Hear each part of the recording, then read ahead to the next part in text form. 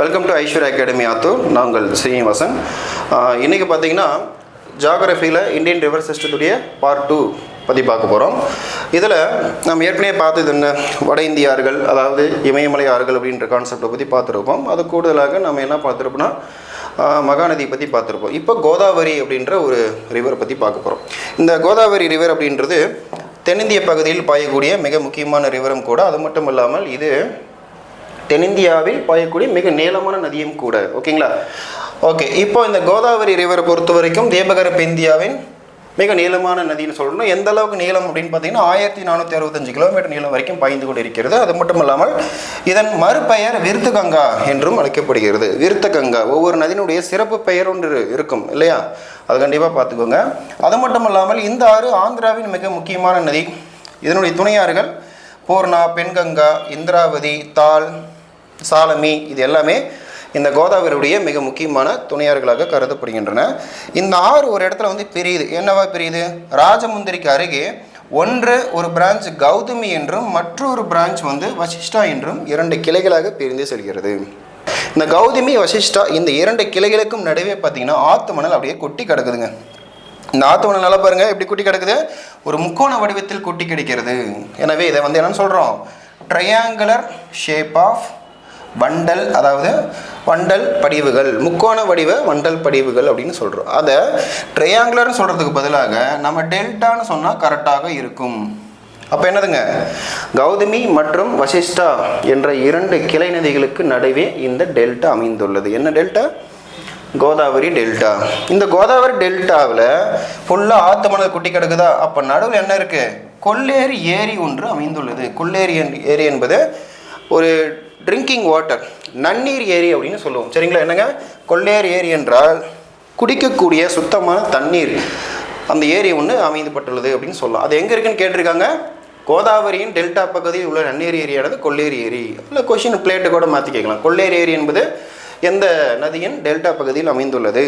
கோதாவரியின் delta பகுதியில் அமைந்துள்ளது. இந்த டெல்டா பகுதி என்பது ஈஸ்ட் கோஸ்டல் லைன் சொல்கிறோம் இல்லைங்களா? ஆந்திராவுடைய கடற்கரை சாலையில் அமையப்பட்டுள்ளது. நல்ல தண்ணி. ஓகேங்களா? இப்போ கிருஷ்ணா நதி. கிருஷ்ணா நதி என்பதும் ஆந்திராவினுடைய மற்றொரு மிக முக்கியமான நதின்னு சொல்லலாம். அது மட்டும் இல்லாமல் என்னுடைய சிறப்பு, தேபகரப் இந்தியாவில் 2வது நீளமான நதி.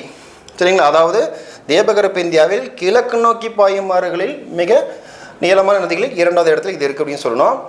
இதனுடைய பிறப்பிடம் பார்த்தீங்கன்னா மேற்கு தொடர்ச்சி மலையில் மகாராஷ்டிராவில் மகாபலேஸ்வர் அப்படின்ற ஒரு பகுதியில்.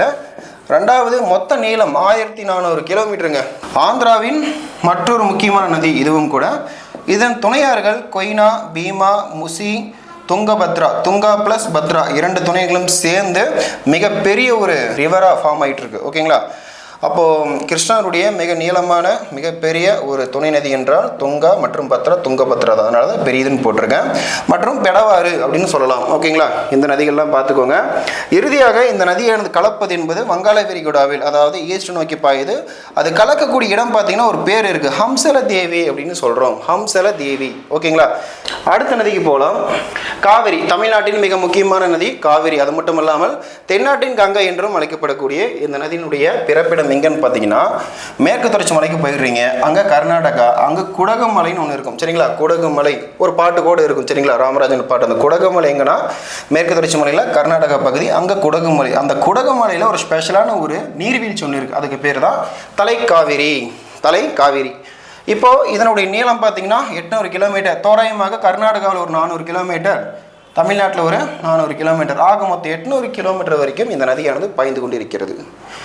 அடுத்தபடியாக தமிழ்நாட்டின் மிக முக்கியமான நதி எதுனா இந்த காவிரி தான். இந்த காவிரி மட்டும் இல்லைன்னு வச்சுக்கோங்களேன், தமிழ்நாடு அப்படியே டெசர்ட்டாகவே மாறி போயிருக்கும் அப்படின்னு சொல்கிறாங்க. புரியுதுங்களா? அடுத்தது இந்த நதியினுடைய ட்ராவலிங் எங்கெல்லாம் போது பாருங்கள். கர்நாடகாவில் பிறக்குது, தமிழ்நாட்டுக்குள்ளே தருமபுரி ஒகேனக்கல் நீர்வீழ்ச்சி வழியாக தமிழ்நாட்டுக்குள்ளே என்ட்ரி பாயிண்ட் கொடுக்குது.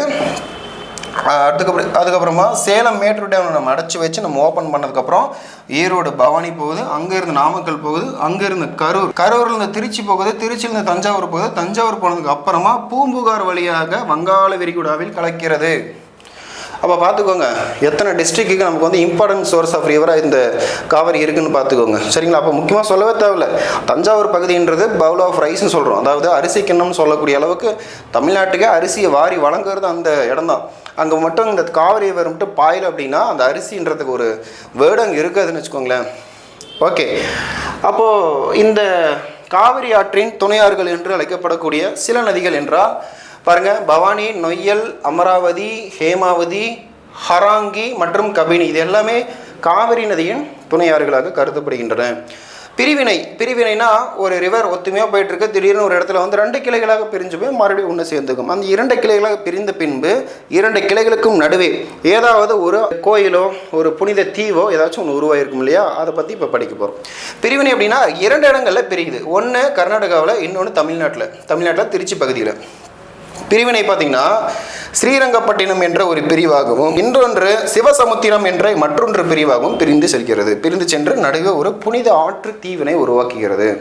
புனித ஆற்று தீவினை நடுவில் ஏதாச்சும் ஒரு கோயில் இருக்கும்பா. சரிங்களா?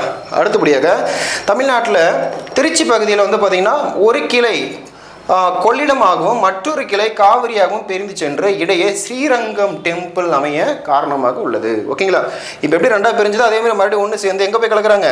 வங்காள விரிகுடா ஈஸ்ட் நோக்கி பாய்ஞ்சு கலந்துடுறாங்க. ஓகேங்களா? அப்போது காவிரி என்பது தமிழ்நாட்டின் கங்கை மற்றும் தென்னாட்டின் கங்கை என்று அழைக்கப்படுகிறது. பிறப்பிடம் மேற்கு தொடர்ச்சி மலை, கர்நாடகா குடகு மலை, தலைக்காவிரி நீர்வீழ்ச்சியில் தோன்றி 800 கிலோமீட்டர் வரை பயணம் செய்து தமிழ்நாட்டுக்குள்ளே எங்கே என்ட்ரி ஆகுறாருன்னா தமிழ்நாட்டில் தருமபுரி ஒகேனக்கல் நீர்வீழ்ச்சி வடிவாக வந்து அங்கேருந்துங்க சேலம், ஈரோடு, நாமக்கல், கரூர், திருச்சி, தஞ்சாவூர், கடைசியாக எங்கே பூம்புகார் வழியாக வங்காள விரிகுடாவில் கலக்கின்றது. தமிழ்நாட்டின் மிக மிக முக்கியமான ஒரு ரிவர். ஓகேங்களா?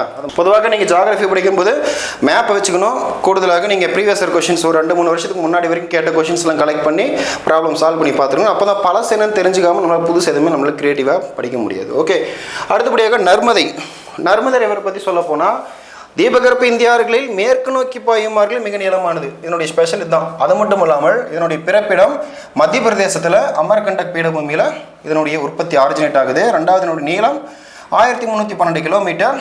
3வது மிக மிக முக்கியமான விஷயம், லாக்டவுன் சமயம் முடிஞ்சு குரூப் 4 அந்த கொஸ்டின் கேட்டிருந்தாங்க. 27 கிலோமீட்டர் நீளத்திற்கு நீண்ட ஒரு கழிமுக பகுதியை உருவாக்கக்கூடிய நதி எதுனா இந்த நர்மதை ரிவர் தான். கழிமுகம் என்றால் என்ன? ஆறும் கடலும் இணைந்த ஒரு பகுதி. அந்த வாய்க்கால் மாதிரி கடல் தண்ணி வந்து ஊருக்குள்ளே புகுந்துடும். 27 கிலோமீட்டர் நீளத்துக்கு தண்ணி வந்து ரிவர்ஸில் கடல் தண்ணி ஊருக்குள்ளே வந்துருச்சு. அது வத்தியும் போகாது, அப்படியே தான் இருக்கும். உப்பு தண்ணி குடிக்கவும் முடியாது. 27 கிலோமீட்டர் நீளத்துக்கு வாய்க்கால் மாதிரி இயற்கையாகவே போய்கிட்டே இருக்கும். அதுதான் கழிமுக பகுதி அப்படின்னு சொல்லுவோம். நர்மதையுடைய துணையாறுகள் பர்னா, ஹலோன், ஹெரான், பஞ்சர், துதி மற்றும் தவா. இறுதியாக இந்த நர்மதை கலப்பது அரபிக்கடலில். அது எந்த பகுதி? குஜராத்தில் இருக்கக்கூடிய காம்பே வளைகுடா என்ற பகுதியின் வழியாக இது கலக்கிறது. ஓகேங்களா? அப்போ நர்மதை பற்றி நீங்கள் நல்லா ஃபுல் டீட்டெயிலாக படிச்சுக்கோங்க. சின்ன ஒரு விஷயந்தான், பட் கண்டிப்பாக கொஷின் கேட்க வாய்ப்பு இருக்குது.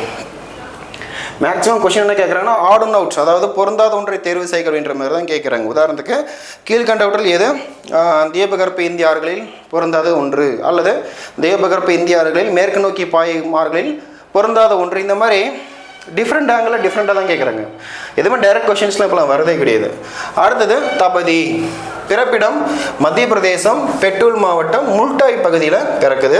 மொத்த நீளம் 724 கிலோமீட்டர். இதனுடைய துணை நதிகள் என்றால் பாருங்கள், வாகை, கோமை, அருணாவதி, அனேர், நீசு, பாஞ்ச்ரா. இறுதியாக கலப்பது அரபிக்கடலில் கலக்கிறது. அடுத்தது மாகி. இதனுடைய பிறப்பிடம் பார்த்தீங்கன்னா மத்திய பிரதேசத்தில் தார் மாவட்டம், தார் பாலைவனம் கிடையாது, தார் மாவட்டம் மத்திய பிரதேசத்தில் இருக்க விந்திய மலைத்தொடர் பகுதியில் பிறக்கிறது. 2வது இந்தியாவின் கடகரேகை 2 முறை கடக்கும் ஒரே நதி எதுனா இந்தியாவில் இந்த மகாநதி தான். பூமி வந்து 3 பகுதிகளாக பிரிக்கலாம் அட்சரேகை அடிப்படையில். ஒன்று 23 டிகிரி கடகரேகை, மற்றொன்று 0 டிகிரி பூமத்திய ரேகை, மற்றொன்று 23 டிகிரி மகர ரேகை. அப்போ இந்த 23 டிகிரி கடகரேகை தான் நம்மளுடைய இந்தியா இருக்குது. அதை 2ஆக பிரித்து செல்லக்கூடிய செயற்கையான ஒரு கோடு கடகரேகை. இந்த கடகரேகை இந்தியாவில் அப்படி பிரிச்சுட்டு போகுது அப்படின்னா அப் டவுன் இப்படி பிரிச்சுட்டு போகுது. ஓகேங்களா? வடக்கு நோக்கி பாய்ந்து மீண்டும் தெற்கு நோக்கி பாயக்கூடிய கடகரேகை 2 முறை கடந்து செல்லக்கூடிய ஒரே நதி என்ற பெயரை இந்த மாகி நதியானது பெற்றுள்ளது அப்படின்னு சொல்லலாம். மொத்த நீளம் 583 கிலோமீட்டர். கிட்டத்தட்ட மத்திய பிரதேசம், ராஜஸ்தான், குஜராத் இந்த 3 மாநிலங்களிலும் 197, 174, 212 கிலோமீட்டர் சென்று 583 கிலோமீட்டர் வந்து நிறைவு செய்கிறது. ஸோ இவற்றுடைய முக்கியமான ஆறுகள் மத்திய பிரதேசம், ராஜஸ்தான் மற்றும் குஜராத்தினுடைய முக்கியமான ஆறுகள் மாகி என்று அழைக்கப்படுகிறது. ஓகேங்களா? சரி, இவ்வளோ கொஷின் சொல்லிட்டோம். ஆனால் ஒன்றே ஒன்று மட்டும் பார்த்தீங்கன்னா அடிக்கடி கொஷின் கேட்குறாங்க. என்னென்னு கேட்டிங்கன்னா ஒன்று எழுதி போட்டலாமா? பொறுத்துக்களை இந்த கொஷின் அவசியம் வருது. பீகாரின் துயரம் அப்படின்னா கோசி, இதை கண்டிப்பாக கேட்குறாங்க. அசாமின் துயரம், அசாமின் துயரம் பிரம்மபுத்திரா நதி. அதே போல் மேற்கு வங்காளத்தின் துயரம் எதுங்க? தாமோதர் நதி, தாமோதர் நதி. அதே போல் ஒடிசாவின் துயரம், ஒடிசாவின் துயரம் மகாநதி. அப்புறம் சீனாவின் துயரம், சீனா மஞ்சள் நதி. இதை நல்லா குறித்து வச்சுக்கோங்க, கண்டிப்பாக அதை கேட்க வாய்ப்பு இருக்குது. பொறுத்துக்களை கேட்க வாய்ப்பு இருக்குது. ஓகேங்களா? பொறுத்துக்களை கேட்க வாய்ப்பு இருக்குது. இது ஏற்கனவே கேட்டிருக்காங்க. அப்போது ஜியாகிரஃபி பொறுத்த வரைக்கும் மேப் ரெடி பண்ணிக்கணும். ப்ரீவியஸ் இயர் கொஷின்ஸ் ஒரு 2 இயர்ஸ் கொஷின்ஸ் போதும்னு நினைக்கிறேன். நிறைய புக் பேக் கொஷின்ஸை வந்து பார்த்துட்டு போங்க கடைசி டைமில். தென் ஒரு 2 வாட்டி 3 வாட்டி படிக்க உங்களுக்கு சரியாக போயிடும். ஓகேங்களா? ஓகே, தேங்க்யூ ஃபார் வாட்சிங். மீண்டும் அடுத்த புது தலைப்போடு சந்திக்கலாம். நன்றி, வணக்கம்.